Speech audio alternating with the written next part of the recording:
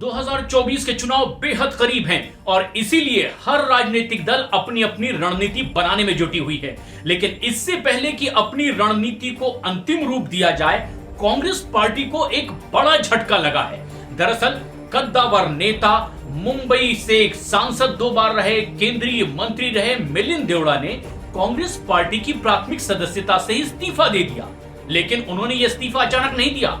इससे पहले भी उन्होंने अपने हाईकमान को यह संदेश दिया था कि सीट बंटवारे को लेकर के फैसला पार्टी जल्द से जल्द कर ले।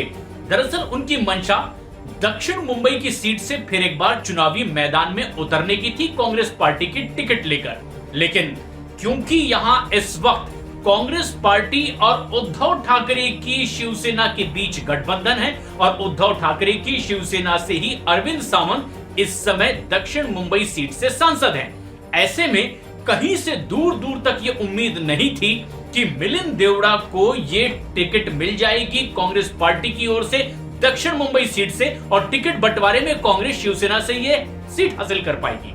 और ऐसे में जबकि अपनी गुहार उन्होंने हाईकमान तक पहुंचाई, इस पर कोई सुनवाई नहीं हुई क्योंकि संकेत साफ थे कि उनकी इच्छा कांग्रेस पार्टी पूरी नहीं कर पाएगी। वहीं दूसरी ओर यहां शिवसेना की एक ऐसी पार्टी सत्ता में है महाराष्ट्र में जो बीजेपी के साथ गठबंधन में है, एकनाथ शिंदे की अगुवाई में, और उनकी पार्टी की ओर से एक खुला आमंत्रण भी दे दिया गया था कि अगर किसी को भी अपनी पार्टी में सही जगह और सम्मान नहीं मिल रहा है तो उनका स्वागत है, उनका पूरा सम्मान किया जाएगा। मिलिंद देवड़ा को एकनाथ शिंदे की शिवसेना की ओर से ये एक खुला ऑफर था और आखिरकार हुआ भी वही।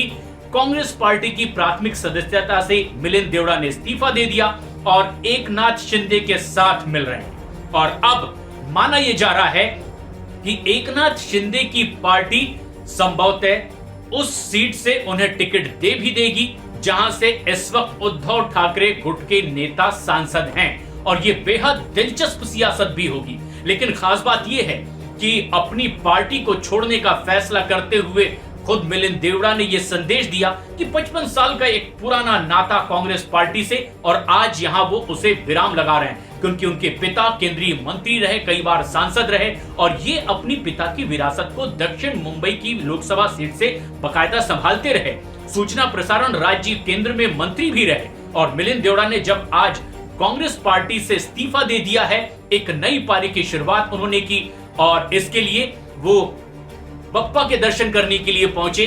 और इसके बाद जिस तरह के संकेत हैं कि राहुल गांधी जहां एक तरफ भारत जोड़ो न्याय यात्रा की शुरुआत कर रहे हैं, उसी दिन उनके बेहद करीबी रहे युवा नेताओं की फौज में से एक बड़े चेहरे मिलिंद देवड़ा ने कांग्रेस पार्टी से इस्तीफा दे दिया है। लेकिन राहुल गांधी की ये करीबी नेता युवा नेताओं में इकलौते नहीं जिन्होंने कांग्रेस पार्टी छोड़ी है। इससे पहले भी कई नेता इसी तरह एक एक कर पार्टी छोड़ चुके हैं और अब ये दिन बेहद अहम था। कांग्रेस पार्टी के कुछ नेता इस दिन को लेकर के भी आरोप लगा रहे हैं कि आज ही मिलिंद देवड़ा ने आखिर पार्टी से इस्तीफा क्यों दिया। इसकी रूपरेखा पटकथा प्रधानमंत्री नरेंद्र मोदी ने लिखी है, टाइमिंग उन्होंने तय की है। विपक्षी चाहे जो भी आरोप लगाएं, लेकिन लोकसभा चुनाव से पहले एक बहुत बड़ा झटका राहुल गांधी को लग चुका है, जो कि एक नई यात्रा की शुरुआत कर रहे हैं और 2024 में पूरे दमखम के साथ अपनी मौजूदगी दर्ज करवाने के लिए पूर्व से लेकर पश्चिम तक की देश भर की यात्रा पर फिर निकलने वाले हैं। लेकिन अब बीजेपी के नेता राम कदम ने आरोप ये लगाया कि जहां वो भारत जोड़ो की बात कर रहे हैं, कांग्रेस छोड़ो का अभियान तेजी से चल रहा है। और एक और नेता बीजेपी के जिन्होंने ट्वीट करके कहा कि दरअसल न्याय यात्रा राहुल गांधी देश में चला रहे हैं लेकिन अपनी ही पार्टी के नेताओं को न्याय नहीं दे पा रहे हैं। तो सबसे पहले तो अपनी पार्टी के नेताओं को ही न्याय देना चाहिए, उसके बाद देश की यात्रा आगे बढ़ानी चाहिए। आरोप प्रत्यारोप की सियासत के बीच चाहे जो कुछ भी हो रहा हो, लेकिन बड़ा झटका लोकसभा चुनाव से पहले कांग्रेस पार्टी को लग चुका है।